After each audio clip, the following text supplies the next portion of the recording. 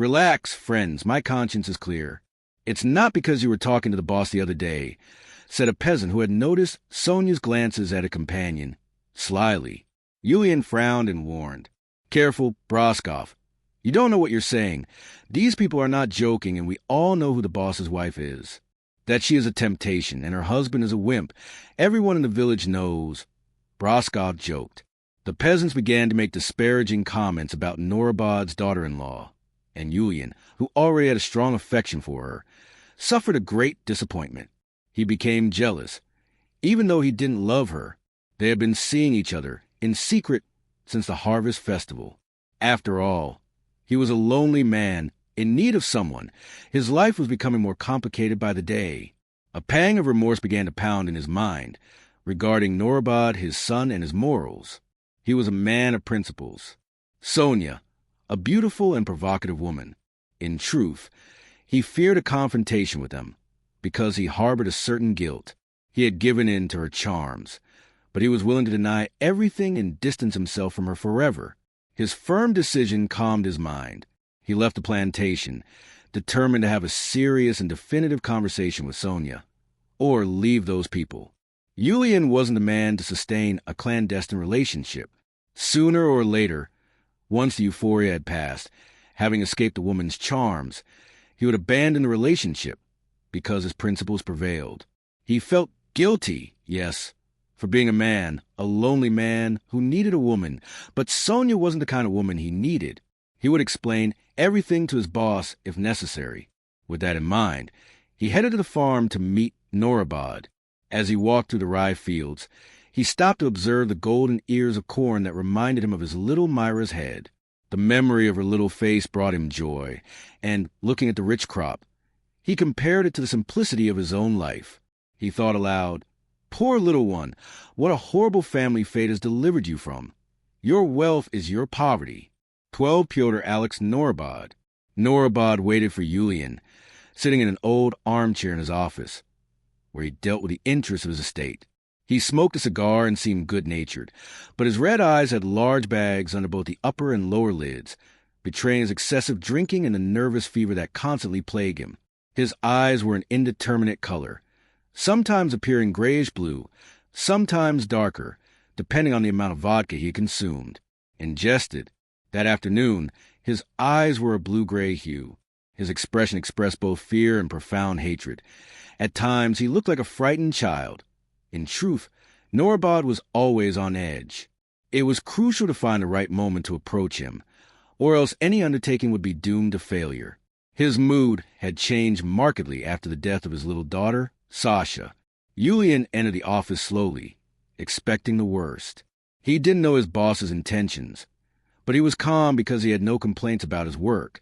As for his daughter-in-law, he would justify himself. "Sumarokov, where do you live?" 15-10 versts from here. "Moro, Sudar. How long does it take you to complete the route?" "I usually walk at dawn and arrive before dawn, sir. I think 2 hours, or less, perhaps." "You waste time, man, walking. I'm already used to it." Sumarokov found the conversation strange, as he was expecting a reprimand and found a friendly and interested boss. "Sumarokov, I've been informed that you're a widower with 5 children. I'd like to help you. You're a good servant, and I'd be interested in continuing to work for me.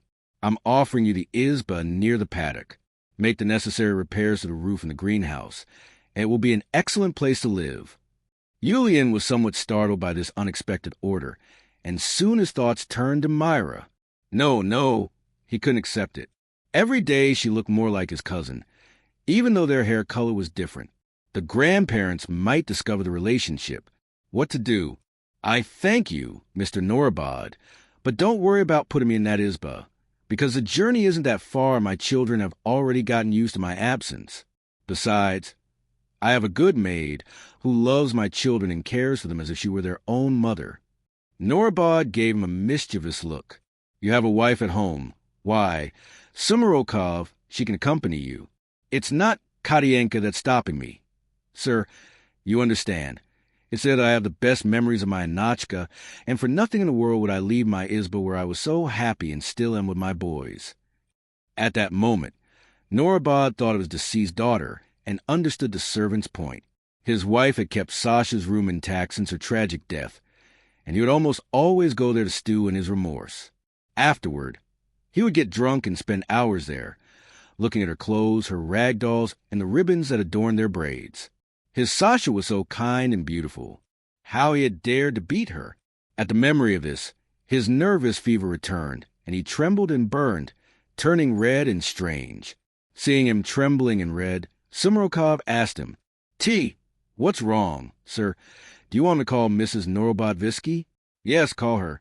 Yulian ran to the kitchen. "Mrs. Norobod, your husband is not well.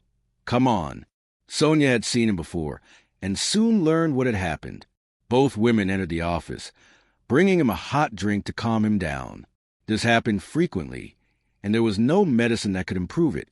Sonia called this state, somewhat ironically, outbursts of evil. She glanced at Yulian mischievously, and he looked away, as if he didn't know her. He had decided. 15 one lord. Archaic term. The current word that corresponds to lord is gospodin. Ed note that he would no longer have any kind of relationship with her. From that day on, Sonia would be, for him, his boss's daughter-in-law. When Sonia learned that her father-in-law wanted Yulian to live in the izba near the fenced area, she was elated, thinking that on the colder nights they could spend a few nights together. She became quite excited. Her joy was short-lived, as Yulian didn't want to move to the farm. Upon the woman's arrival, Norobod calmed down, stopped shivering, and the fever subsided after drinking the hot liquid. Yulian waited for the conversation to end before leaving. "Sumarokov, the izba will be vacant, awaiting your decision. I ask you to think a little more, because I want you to work milking and care for my livestock. I need you to be here at the farm sooner, which is why I would like you to move in as soon as possible." Yulian remained standing and silent. Norobod continued, "I understand how much you miss your wife. I miss my Sasha too. What exactly did she die of?" Yulian ventured, interested. Norobod looked at his wife, who was listening to the conversation, and, quite disconcerted, said nothing. Alexandrovna explained to Sumarokov, "Our girl had a hemorrhage. I understand." The subject was too painful, and Yulian Sumarokov broke the empathy. "I appreciate your offer, Mr. Norobod, but for now, it's not convenient for me to move house. However, I promise to think about it more carefully. I'll go back to work, and tomorrow we'll talk again. I'll talk to my children." "Okay, Sumarokov, think about the advantages, the distance, and your family. I'll wait for you tomorrow at the same time." Alexandrovna prepared some bread for Yulian to take to his children. He thanked her and left quickly, before Sonia could look for him. The gentleman commented, "It's very difficult to find a servant as kind as this one. Didn't he want to live in the izba, Norobod?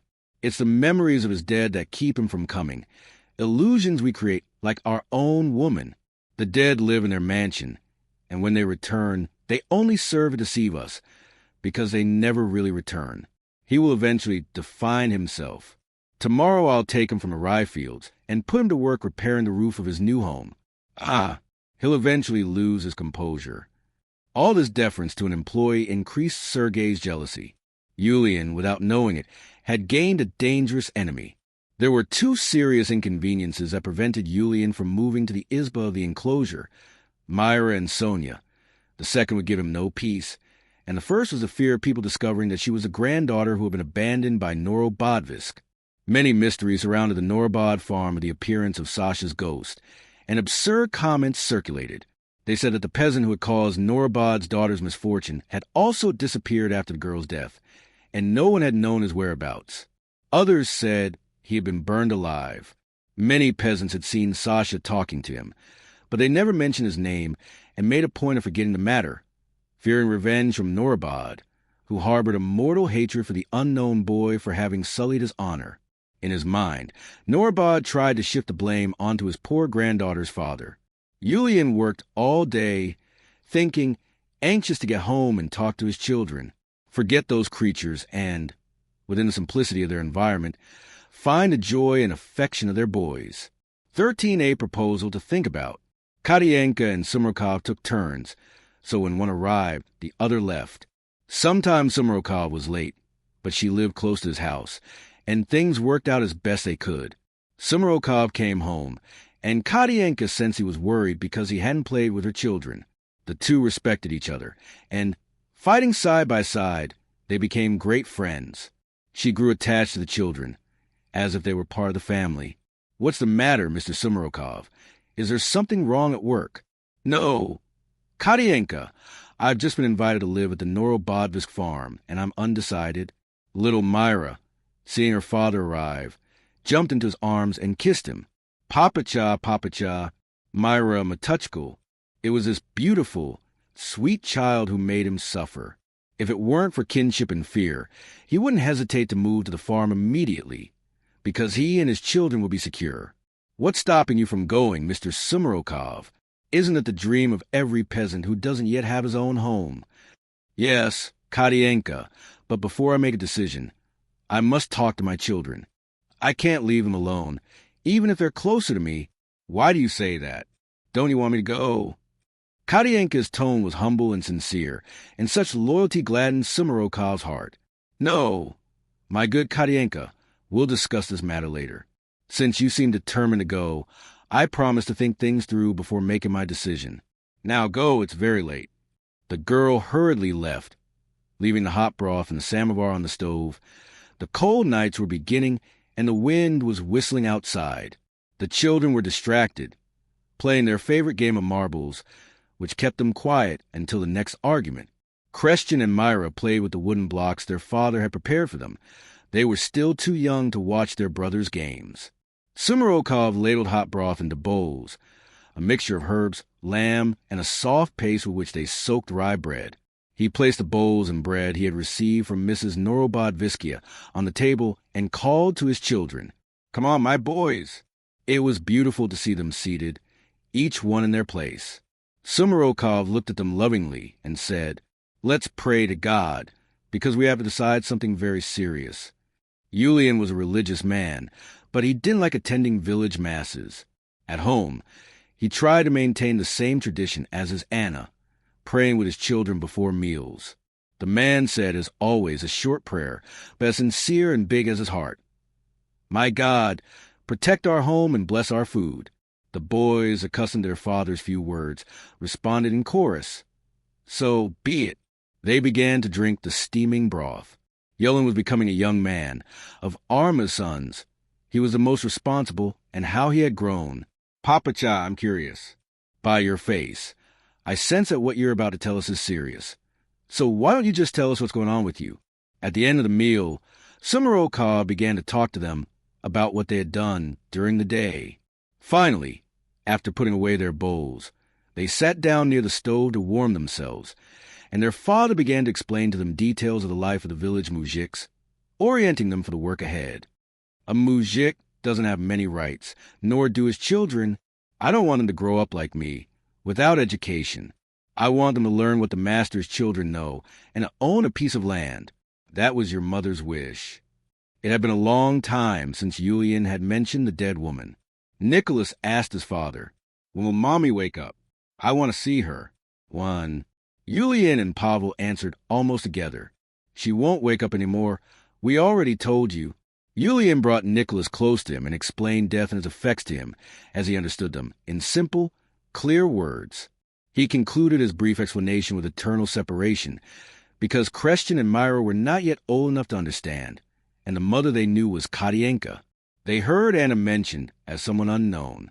Of all of them, those who suffered most from their mother's absence were Nicholas and Pavel, who never forgot her. Yulian Sumarokov secretly thanked that kind maid who cared so well for his children, and without whom he would not have had the peace of mind to face his work on the farms. He was grateful for such dedication.